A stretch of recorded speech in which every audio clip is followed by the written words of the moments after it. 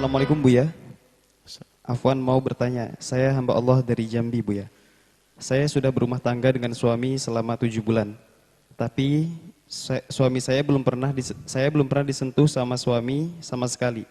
Apakah saya boleh mengajukan cerai kepada suami saya? Apakah saya berdosa misalkan suami saya memutuskan untuk bercerai? Apakah benar saya tidak akan mencium bau surga Buya? Saya takut tidak masuk surga.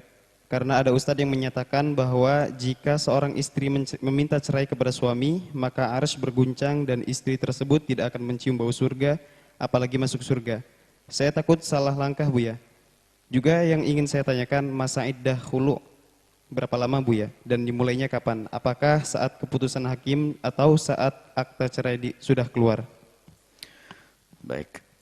Hadis Nabi ayyuma imra'atin sa'alat zawjaha talaqan min ghairi ma ba'sin ma ziyada haramun 'alaiha raihatul jannati aw riwayat jannah haramun 'alaiha al jannatu.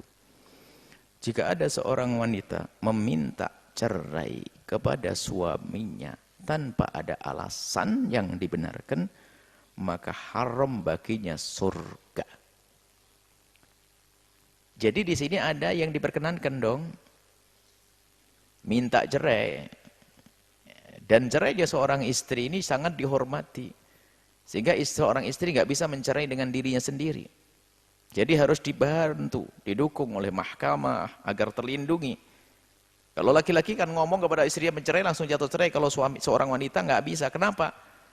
Dengan kelembutannya yang perlu dikasih sayang ini jangan sampai terdolimi dia. Maka di saat ingin mencerai pun dia harus melalui mahkamah. Atau melalui cara hakim mengajukan ke hakim, baru hakim mempelajari. Kadang wanita itu terburu-buru minta cerai, padahal belum ingin minta cerai beneran, cuman karena emosinya kadang-kadang yang datang. Maka kalau ada alasan, misalnya suaminya fasik, naudzubillah pezina, karena mungkin sekali penyakitnya akan dibawa kepada dia. Dan banyak wanita solehah tidak pernah keluar rumah, ini tiba-tiba dia terkena penyakit yang mematikan, yang tidak ada obatnya. Rupanya apa? Penularan dari suaminya. Subhanallah. Ayo. Karena wanita adalah wadah. Makanya waspada. Harus bersih di sini. Jangan sampai naudzubillah. Makanya yang gonta-ganti pasangan sangat mungkin sekali. Mau milih pasangan saja harus waspada kok. Baik, kemudian lihat. Jika ada seorang suami yang fasik, enggak mau sholat, mabuk, rizkinya haram, diingatkan enggak mau. Termasuk diantaranya, naudzubillah, hak pribadinya tidak terpenuhi, enggak diberi nafkah zahir, enggak beri nafkah batin. Nah ini sah. Kalau dia minta cerai tidak dosa, karena ada alasan. Ada alasan, jangan suatu ketika ada kisah seorang laki-laki sering mukul istrinya. Jahat sama istrinya, giliran istrinya minta cerai pakai dalil. Paling dibenci Allah itu ya minta cerai. Kamunya jahat begitu, kau yang dibenci oleh Allah, yang jahat sama istri. Ada ini hujah-hujahnya. Santri biasanya itu santri yang nggak benar mondoknya itu. Jadi salah paham terus itu. Baik. Kemudian kalau memang ada alasan Anda sudah cukup 7 bulan. Ini aneh sekali, 7 bulan. Seminggu aja aneh kok 7 bulan. 7 bulan tidak disentuh.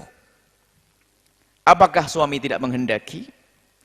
Atau mungkin suami tidak bisa? Maka dalam hal ini Anda boleh diskusi dulu kepada suami kenapa dan kenapa. Kalau ternyata suami tidak ada perubahan, tidak ada semangat, tidak ini, jangan sampai Anda tersiksa, nanti malah melakukan keharaman. Anda sah minta cerai. Adapun cara Anda minta cerai bisa Anda ajukan ke mahkamah. Maka kalau yang menjatuhkan mahkamah namanya faskhun nikah. Kalau Anda yang mengajukan dengan cara khulu pun bisa. Khulu itu adalah dengan Anda memberikan uang, mengganti. Karena Anda dulu waktu dinikahi Anda mengeluarkan menerima mahar, maka di saat Anda ingin melepas maka Anda membayar. Namanya khulu. Nah, kemudian ada di dalam perpisahan ini ada namanya khulu, ada namanya tolak. Kalau tolak murni suami mengatakan engkau aku cerai. Atau dengan syarat, dengan ta'lik. Kalau khulu ini dari istri. Istri yang meminta, wahai suamiku, aku beri uang kamu 5 juta, dulu maharmu kan 1 juta, sekarang aku bayar 1 juta, cerai saya. Diambil sama suami, jatuh cerai sudah. Namanya khulu.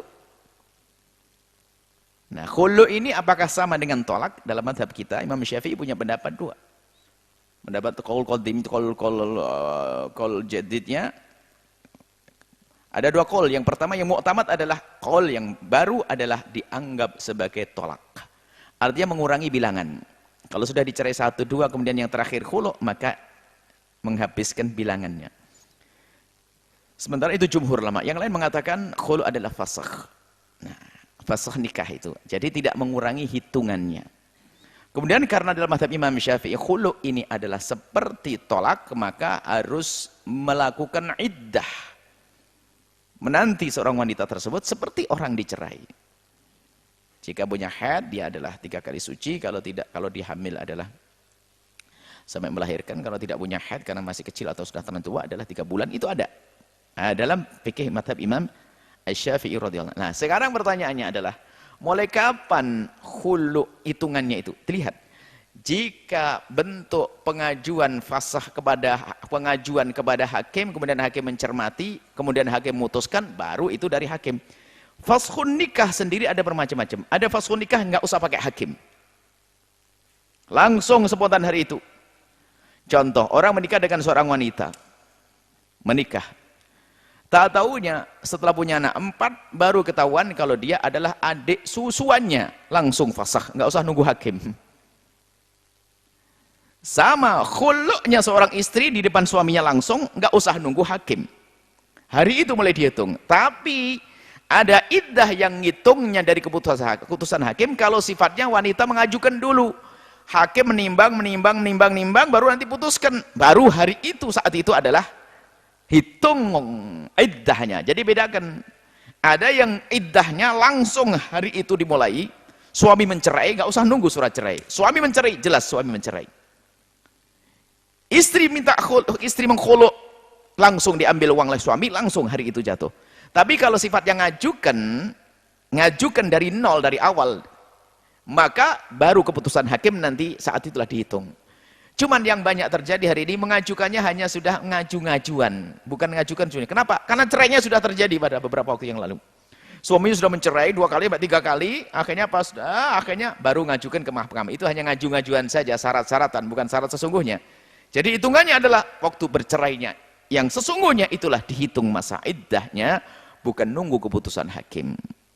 Bukan nunggu keputusan hakim. Cuman ada pembatalan nikah yang nunggu keputusan hakim. Contoh, iksar masalah nafkah.